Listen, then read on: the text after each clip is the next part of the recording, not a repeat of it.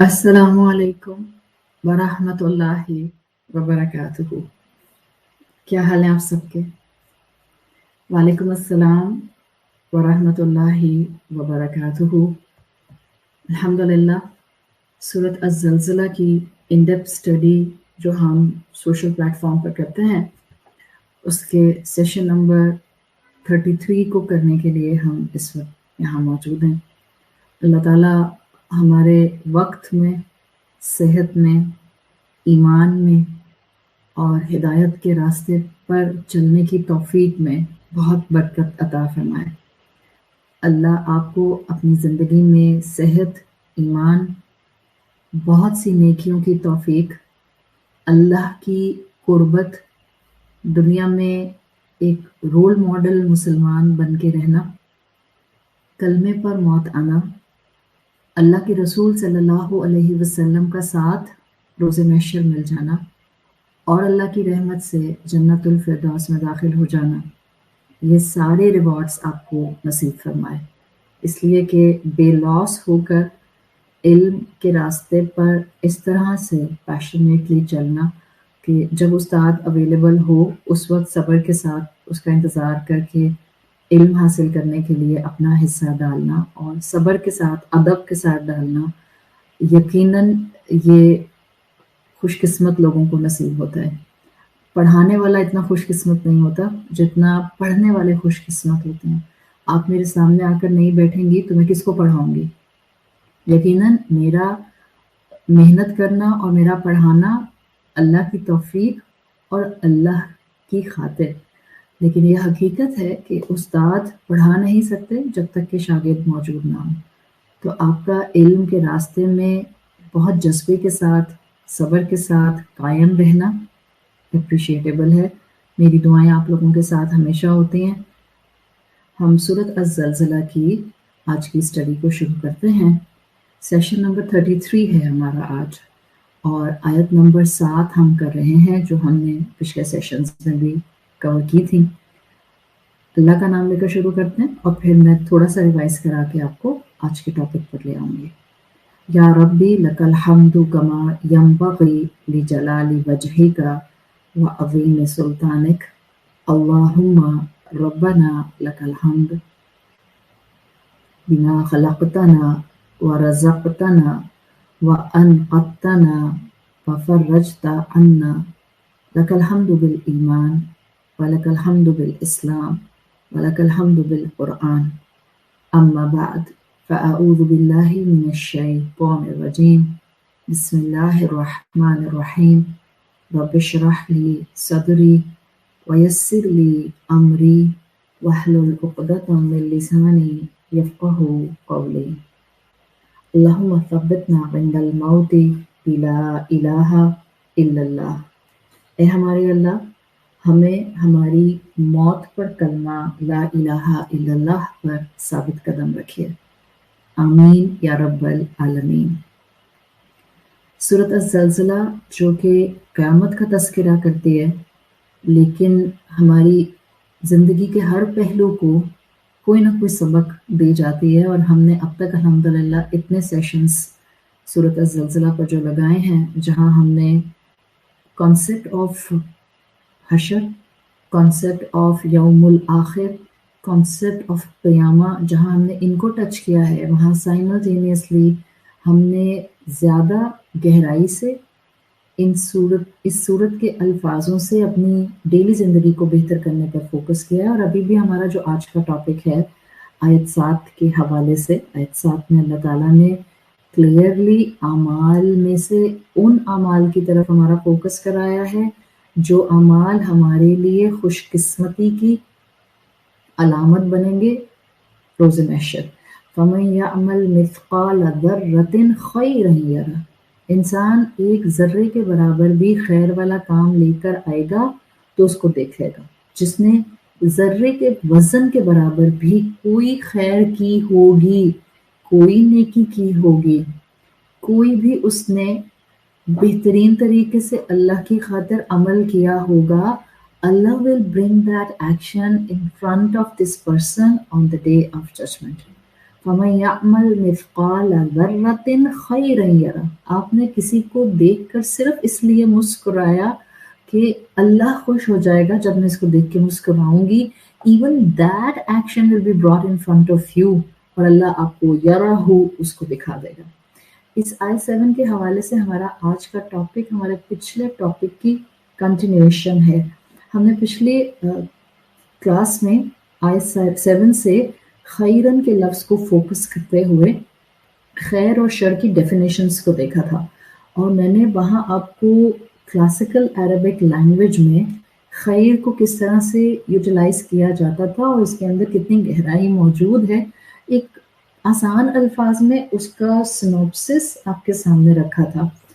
اسی کا کنٹینیوشن ہے، آج ہمارا ٹاپک ہے الخیر طلب الروح، گڈنس یعنی خیر is need of the civil. یعنی ہم ایک سمپل بات کیا سمجھنے کی کوشش کر رہے ہیں کہ یہ خیر انسان کی روح کے اندر امبیڈڈ ہے۔ اچھا، جب ہم نے لاسٹ کلاس میں خیر کو آیت کے حوالے سے سمجھنے کی کوشش کی تھی کہ کیا ہے خیر، جس کو مائنیوٹ سے مائنیوٹ فارم میں انسان قیامت کے دن دیکھ لے گا، تو آپ کو میں نے بڑی ڈیٹیلڈ ڈیفینیشن خیر کی دی تھی۔ اس میں نے کچھ ایسپیکٹ آپ کو بتائے تھے۔ خیر جس کی طلب ہو، now this is the need which is actually raging from inside۔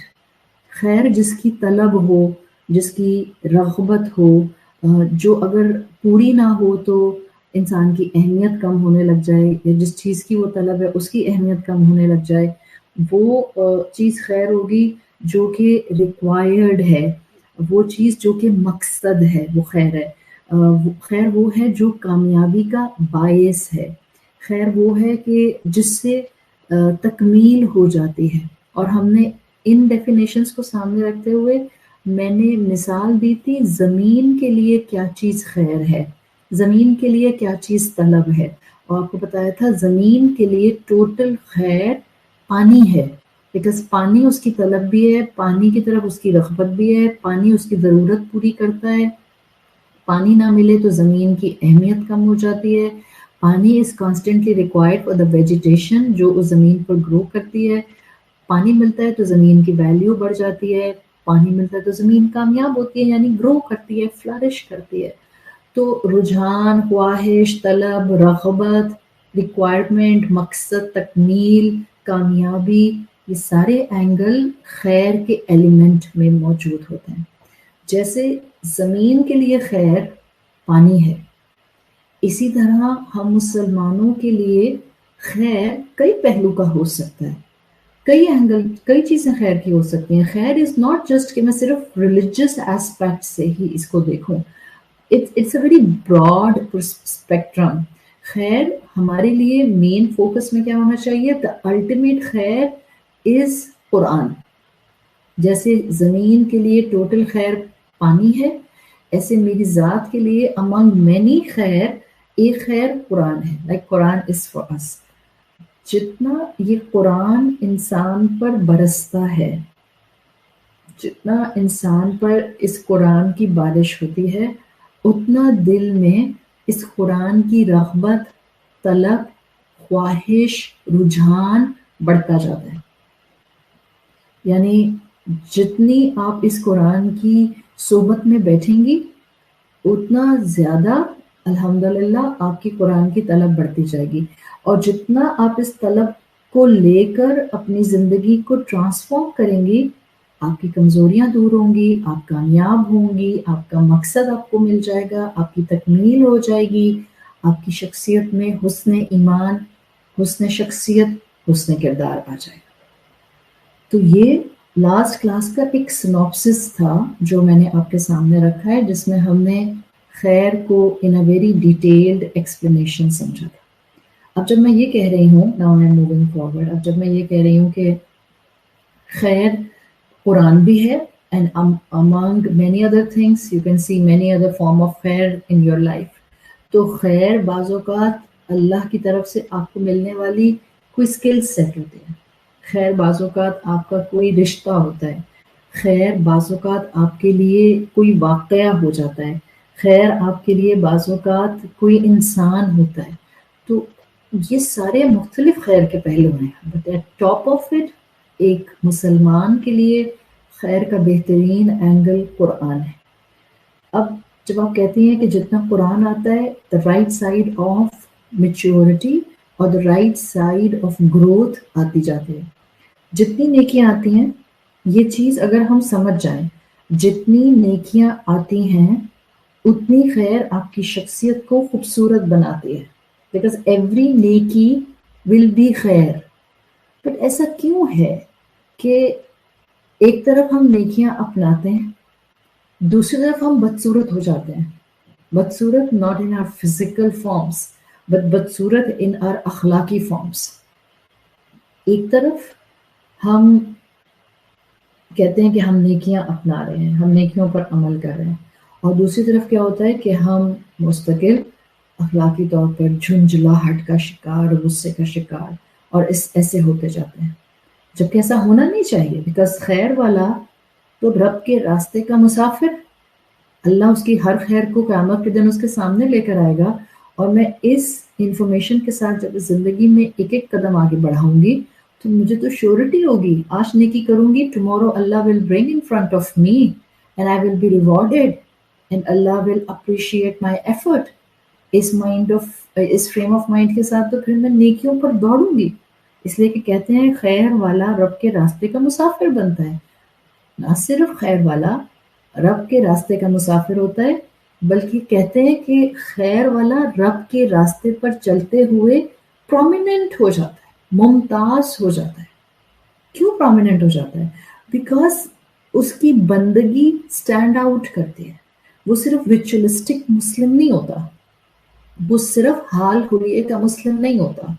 وہ کردار، وہ زبان، وہ سوچ، وہ معاملات، وہ ایک دوسرے کے ساتھ انٹریکشنز، ہر چیز میں بندگی کا رنگ لے آتا ہے. اور جس انسان کی زندگی میں یہ سارے رنگ آ جائیں، وہ انسان اپنے رب کے راستے پر چلتے ہوئے ممتاز ہو جاتا ہے، اپریشیٹیبل ہو جاتا ہے، قابل تعریف ہو جاتا ہے. ہاں ایسا نہیں ہے کہ آپ کہیں یہ تو وہ لوگ ہوتے ہوں گے جو سپر پرفیکٹ ہوتے ہوں گے. سپر پرفیکٹ چیز ہی نہیں کوئی ہوتی ہے. None of us is at the stage of being super perfect. ہم میں سے کوئی بھی سپر پرفیکٹ نہیں ہے. Just take Islam in a very practical form. وَلَيْسَ لِلْإِنسَانِ إِلَّا مَا سَعَى. انسان کے لیے کچھ نہیں ہے مگر صرف وہ جس کی اس نے کوشش کی. ہم سب کوشش کریں. ہاں کوشش کس کی کتنی ہے، کون کتنی جان لگا رہا ہے، کون کہاں تھک رہا ہے، کون کہاں نیندیں اپنی چھوڑ رہا ہے، کس کی کیا ایکٹیویٹیز ہیں، کس نے کیا لائف سٹائل اڈاپٹ کیا ہوا ہے، کس کے دل میں اٹھنے والی خواہشات کس طرح سے اللہ کی محبت کے ساتھ فلٹر ہوتی ہیں. These things count. This is more important. خیر والا بندگی کو فالو کرتے ہوئے سٹینڈ آؤٹ کرتا ہے. ہاں ایسا نہیں ہے کہ وہ سپر پرفیکٹ ہوتا ہے، کبھی کبھی اس کا پاؤں بھی سلپ کر سکتا ہے. اس کا بیسٹ پارٹ کیا ہوتا ہے کہ وہ جیسے ہی پاؤں سلپ کرتا ہے فوراً امیجیٹلی توبہ کر لیتا ہے. یہی خیر رکھنے والا جو امیجیٹلی توبہ کرنا چاہتا ہے، اسی انسان کے اندر دین کا علم، قرآن کا علم، عمل صالح، بندگی، یہ سب شیڈز نظر آتے ہیں. اب کیا ہوتا ہے، جو یہ شکل بن گئی نا، ایک پرسنالٹی آپ کے سامنے آ گئی ہے. دوڑ رہا ہے ایک بندہ اللہ کے راستے پہ، کوشش کر رہا ہے اپنی غلطیوں کو ٹھیک کرنے کی، چھوڑ رہا ہے اپنے گناہ جو اب تک وہ لائف سٹائل کے طور پر اڈاپٹ کیے ہوئے تھا، بھاگتا ہے، کوشش کرتا ہے، تھکتا ہے، کبھی گر بھی جاتا ہے، فوراً امیجیٹلی سوری بول دیتا ہے. ایک آپ کے سامنے تصویر آ گئی ہے، امیجیٹلی توبہ کرتا ہے. اب ایسے انسان کے لیے کہتے ہیں کہ اس کی ہر نعمت اس کے لیے خیر کا باعث بنتی ہے. اس کی ہر نعمت ایسے انسان کے لیے خیر کا باعث بنتی ہے، اس لیے کہ اب وہ ہر نعمت کو اللہ کے حکم کے مطابق اس کی راہ میں استعمال کرتا ہے. That's the person who is way too careful. फूंक फूंक कर कदम उठाता है, बोलता है तो सोच समझ के, सोचता है तो सोच समझ के, मामला करता है तो सोच समझ के, फेसबुक पर पोस्ट करता है तो सोच समझ के, व्हाट्सएप शेयरिंग करता है तो सोच समझ के, डिसीजंस लेता है तो सोच समझ के. So it's a constant precautionary life जो मोमेंट की होती है. ये होता है खैर की जिंदगी गुजारने वाला मोमेंट. ऑटोमेटिकली ये गलती कभी होगी तो तौबा कर लेगा, लाइफस्टाइल के तौर पर गलती नहीं करेगा.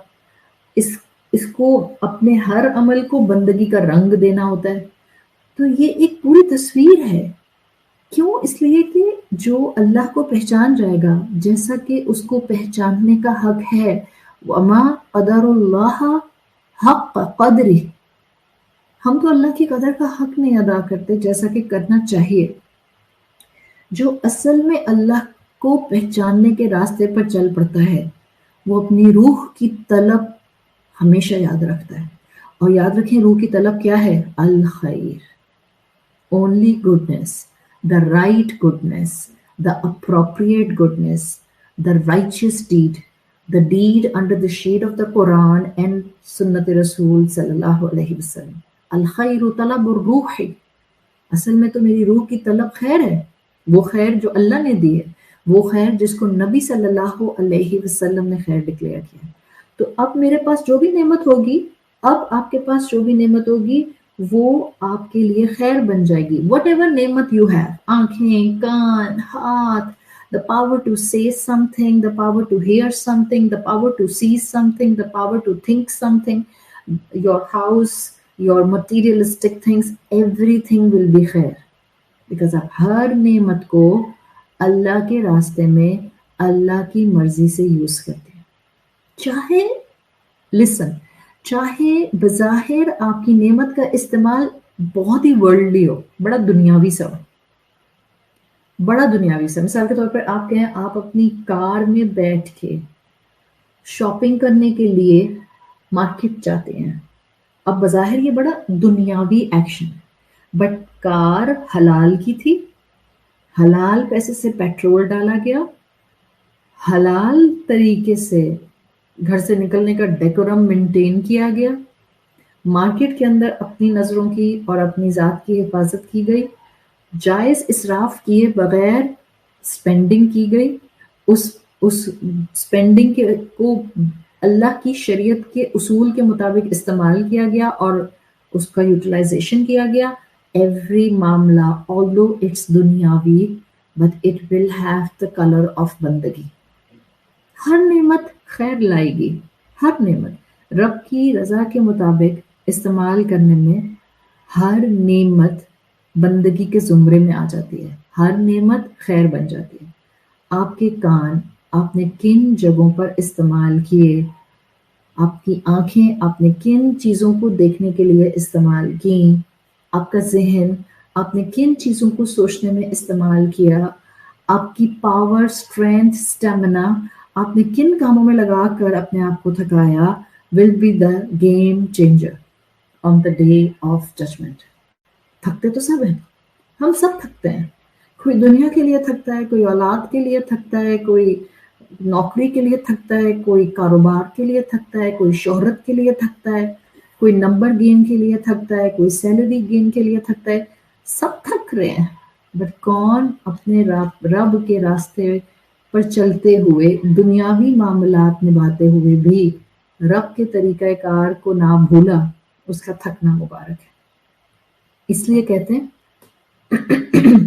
when it comes for the right judgment about नेकी, कहते हैं खैर की शऊरी तलब, कॉन्शियस रिक्वायरमेंट. खैर की शऊरी तलब इंसान को असल में बेनिफिट्स देती है.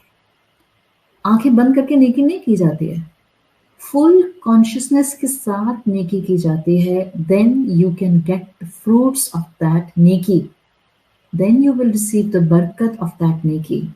वरना क्या होगा, बज़ाहिर खैर वाले काम आप कर रही होंगी लेकिन आप उसके समरात से महरूम होंगे.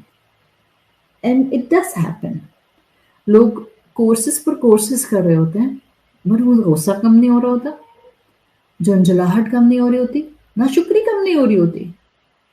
और वो कहते हैं कि इतना कुरान के कोर्सेज कर रही हूँ बस सुकून नहीं मिलता है, बिकॉज वो समरात से महरूम हैं। और वो कुरान पढ़ने के बावजूद, नेकी करने के बावजूद, खैर के काम करने के बावजूद समरात से महरूम क्यों हैं? खैर की शऊरी तलब नहीं थी उनको। शायद सब नेकी कर रहे थे तो उन्होंने भी कर लिया। It's a passion to do course of Quran. आजकल बहुत से लोग करते हैं, रमजान में तो सभी करते हैं, तो चलो हम भी चलते हैं। तलब नहीं थी। एक होता है आपको शदीद प्यास लग रही है, गर्मी है, हलक में कांटे चुभ रहे हैं, and somebody offers you a ठंडा पानी का ग्लास। एक वो पानी पीना है, और एक है winters and you are not thirsty and somebody is offering you a glass of water। शायद आप ऐसे लिहाज में एक आधा सिप पी लें, but that sip and that sip will have the huge difference in between। शऊरी तलब नेकी की रिक्वायर्ड है। If you really want to see the benefits and barakat of your neki, then you need to develop some shauri talab, the conscious requirement। मुझे अपनी रूह की तलब समझ आ जाए, मैं बेचैन होकर कुरान की क्लास की तरफ दौड़ूं, मुझे लगे कि I need my energy, so I have to attend the class। जिसको जितनी एनर्जी चाहिए वो उतने पैशन के साथ इन कुरान की महफिलों में जाता है। जिसको जितना स्टेमिना चाहिए वो उतने पैशन के साथ कुरान की महफिल की तरफ फिजिकली दौड़ता है।